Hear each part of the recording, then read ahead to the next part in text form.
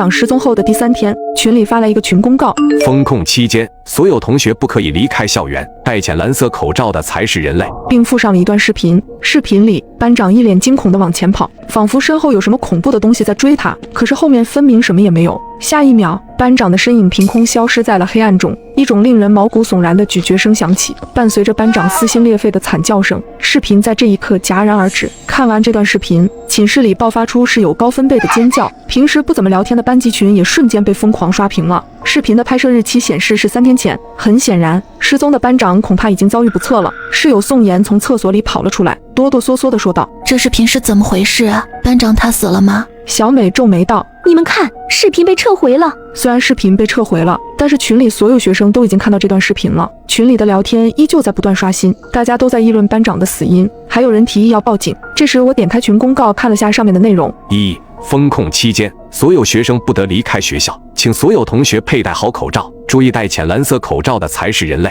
2. 校园广播拥有绝对命令，请遵守广播里的话。3. 寝室绝大多数是安全的，除非你的室友开始谈论一些你听不懂的话。4. 寝室楼没有电梯。5. 9点之后不要在宿舍内照镜子。6. 如果发现室友趴在桌子上睡觉，一定要叫醒他。7. 小心那些黑暗中的生物。8. 10点之前必须回到宿舍楼，宿管阿姨讨厌没有时间观念的学生。9. 学生之间不得发生暴力行为。这些规则实在是太古怪了。就在这时，刺耳的电流声响起，校园广播里传出了班长的声音：“同学们晚上好，学校因突发情况临时进入封控状态，请所有学生在10分钟之内来到操场进行核酸检测。核酸检测相关事项，请各位同学参考班级群公告，不遵守规则的人会的。”我的脚底升起一股凉意，群公告又多了一条关于核酸的规则。操场没有第4个核酸点，每个核酸点排队人数限制为20人。我看了一下时间，现在是晚上9点10分，操场离宿舍大概5分钟的距离。如果按照正常步行，所有人都能9点15来到操场。我来到了窗前，往外望去。以前我站在窗前就能看到在操场活动的学生，但是现在我竟然连操场的轮廓都看不到，只能看到一片浓稠的黑暗。群里的同学们都慌了，走廊上响起了开门的声音，还有密集快速的脚步声。其他寝室的人出门做核酸了。宋妍已经打开了门，扭过头疑惑地看着我：“降职，快点啊！”小美也在催促我。我突然愣了一下，刚刚我分明听到了一个声音，笑声。我强压下内心的异样，走出了房门。突然前面一个寝室门开了，3个女孩子手挽着手走了出来。这几张年轻的面孔我有些眼熟，每天都能看见，但却从未打过招呼。她们看见我们，对我们笑了一下，但我却隐约觉得哪里有一丝怪异，具体是哪里奇怪，我却一下子想不起来。宋妍是个社牛，这一层寝室的人她几乎都认识。她刚想走上前和他们说几句话，我猛地扯住了宋妍的手臂，冷汗从我额头滑落，我几乎是从喉咙里挤出了那句话：“你们还记得我们寝室里的门是向外推开的吗？”我当然记得啊，为什么突然说这个？这时小美脸色难看的压低声音说道：“白痴，你没发现他们刚刚是朝里拉开的门吗？”那3个女孩还站在我们前面不远处，微笑地看着我们。她们从刚刚开始就没有眨过眼睛，一直在直勾勾地看着我们。快点走啊，不然要赶不上核酸了。3个女孩异口同声地说道，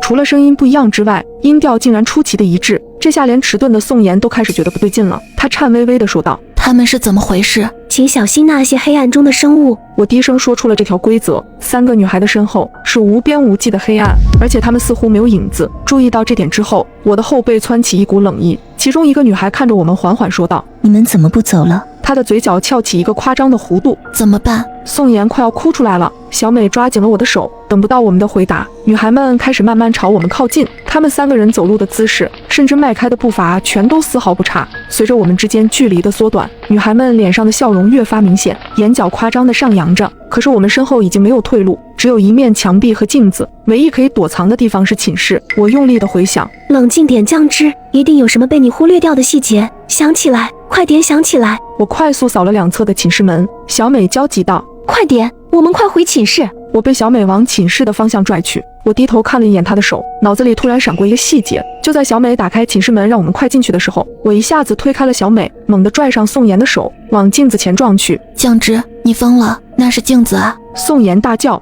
就在我们要撞上镜子的那一刻，周遭的场景倏然变化，我们回到了寝室内。宋妍大口喘着粗气，惊魂未定地看着我说道：“怎么回事？你不是带着我往镜子里照吗？我们怎么又回到寝室了？”小美奇怪地看着我们，似乎不理解我们为什么这么恐惧。你们刚刚是怎么了？我喊你们走，你们却像中邪了一样站在那里一动不动。宋妍听到小美的话，彻底傻眼了。我快速地解释道：“还记得那条规则，9点之后不能照镜子吗？但群公告发布的时间是9点10分。宋妍，你当时是不是在厕所里照镜子？对，我当时确实在，所以我们违反了规则。寝室的门开的方式是相反的，寝室两侧的门牌号也是倒着的。小美抓着我的手的时候，我看到了她手上的痣，她的痣是在左手上，可是她抓着我的是右手，所以我推测这个小美不是真的。我们之前是在镜子里面。”就在这时，校园广播再次响起，请所有还未做核酸的同学立刻到学校操场进行核酸。我暗道不好，现在是晚上9点15，我们离核酸剩余的时间只剩下5分钟了。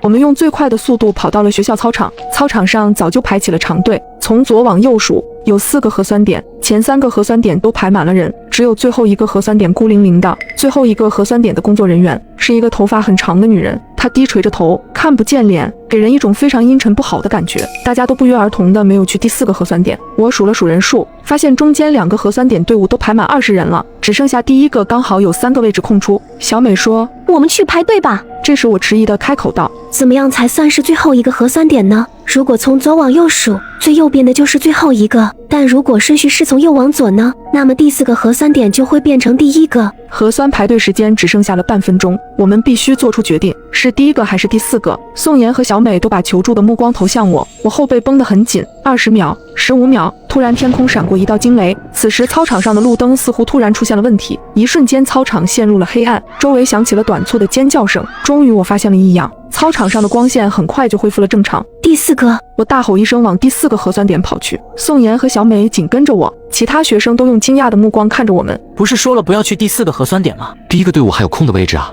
你们不觉得第4个核酸点的那个工作人员长得怪吓人的吗？人群里发出了好心的提醒声，我没有理会他们。最后1秒，我们3个站在了第4个核酸队伍里，近距离面对这个女人，我整个身体都止不住的在颤抖。女人的头发仿佛很久没有梳过一般，我感觉到了一股难以言喻的恐惧，甚至觉得是不是一开始的决定是错误的。张开嘴巴。女人的声音格外嘶哑难听，我胆战心惊地张开了嘴巴。好在核酸的过程非常顺利，我刚要离开的时候，女人却突然用力地抓住了我的手，眼睛目不转睛地看着我，我的心脏跳得飞快。下一秒，她松开了我的手，我的掌心里多了一张纸条。下一个。女人再次低垂下了头。我们顺利做完了核酸，我小心翼翼地展开了纸条，纸条上写着：“你其中一个室友是假的，小心他，切记他早已被感染。”我后背一阵发冷，我扭过头看着身后站着的2个室友，陷入了沉思。宋妍好奇的小声问我：“酱汁，你怎么知道这才是正确的核酸点？”我的眼神移向了第1个核酸点，解释道：“还记得刚刚操场短暂的停电吗？那时候操场短暂的停电之后，我看不清所有人的脸，但唯独只有1个人的脸却是能看清的。第1个核酸点的工作人员的脸是微微发亮的，这根本不可能是正常的人类。”听完我的话，宋妍一脸恐惧道：“那这些排错队伍的人……”这时异变发生了，第1个核酸点做完核酸的一个男生突然涨红着脸，捂住了自己的喉咙，发出了嗤嗤的声音。下一刻，他发出撕心裂肺的呕吐声，吐出的呕吐物里全是密密麻麻蠕动的黏腻的虫子。好痒，好痒啊！男生使劲地抓挠自己的皮肤，我头皮发麻到了极点。他显然痛苦到了极点，这骇人的一幕让很多人发出尖叫声，但很快又有人痛苦地开始抓挠自己的脸。他们的症状和死去的男生一模一样，其中一个症状轻微一点的男生愤怒地冲到了工作人员的面前：“你刚刚给我们做核酸的时候，对我们做了什么？”但他很快便发现了不对劲的地方，那些一根根医用棉签上竟然攀附着无数颗像是虫卵一般的颗粒。此刻的操场宛如地狱，排在第1个核酸点的学生全部死亡。所有人都清晰地认识到了一个事实：违反规则的下场极其恐怖。这时广播里班长的声音再次响起：“本次核酸筛查结束，感谢同学们配合。现在请同学们回到自己的寝室，但注意，请小心回去的路。”我拿出手机一看，群公告果然更新了：1. 宿舍的门禁时间是10点，宿管阿姨讨厌没有时间观念的学生。2. 操场到宿舍楼是一条直行道，没有岔路口，如果遇见岔路，请立刻闭上眼睛往前走。3. 不要抬头看路灯。4. 如果听到身后有人喊你的名字，请不要回头。5. 戴浅蓝色口罩的才是人类。6. 学校的保安穿着黑色工作服，如果你在路上遇见穿着红色工作服的保安，请立刻找一个安全地方躲藏起来。7.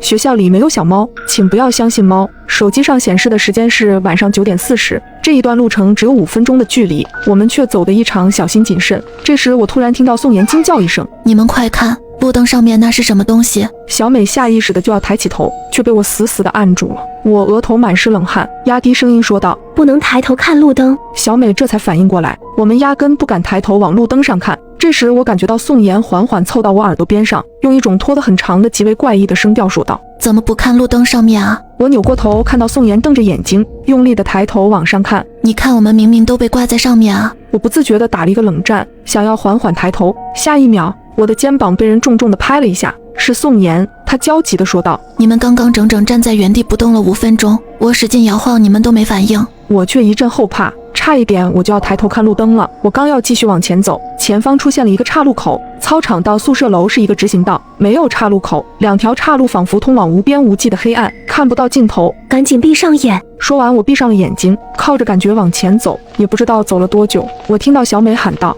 我们到宿舍楼了，你们可以睁开眼睛了。”我刚要睁开眼睛，却意识到不对劲，我们周围还有很多人跟着我们一块往宿舍楼走。要是真的到宿舍楼门口了，我肯定能听见进出宿舍的机器刷脸成功的提示声，但此刻周围死一般的寂静。真到了，真到了，酱汁，咱赶紧进去吧，这马上就要10点了。宋妍和小美都在焦急地催促我，我则没有理会他们，继续往前走。酱汁，你要走到哪里去？为什么你还要往前走？我听到他们大喊：“酱汁，停下来，睁开眼睛吧，酱汁。”刚开始，他们的声音还能维持正常的属于人类的声调，但随着我越往前走，那声音里夹杂着的恶意就喷涌而出。又走了不知道多久，我终于听到了其他人的脚步声，还有说话声。这一刻，我知道我回到正常的路上来了。我猛喘一口气，睁开了眼睛，宋妍和小美都在我身边，我这才微微放松了下来。这时我听到了一声猫叫声，是从旁边的草丛里传来的。学校里没有猫，请不要相信小猫。我牢记这个规则，但脑海里却有一个蛊惑的声音在告诉我：去摸摸小猫吧，谁能拒绝小猫呢？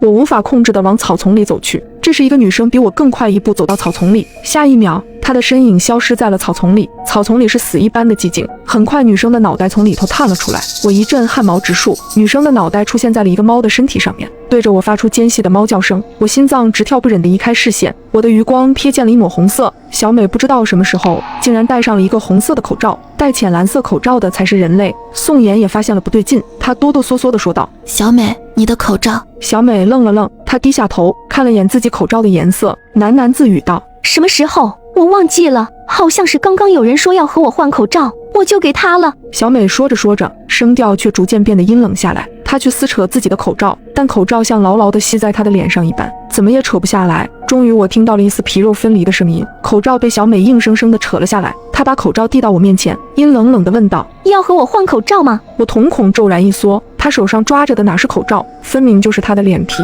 我心跳陡然激增。小美，小美摸了摸自己的脸，她又抬头望了眼宿舍楼的方向，最后我听到她发出了一声长叹：“回不去了啊，酱汁，我们一开始就忘记了一件事情。”小美突然靠近我，她用尽最后的力气凑在我耳边说道：“我都想起来了，小心宋妍。”我一下子愣住了，下一秒，小美跌跌撞撞地往操场那头跑去。我想要去追，却被宋妍拉住了。她颤抖着说道：“来不及了，只剩下1分钟了，小美她没救了。”我看着宋妍，小美说的那句话却像刀子一样扎在我脑子里。小心宋妍。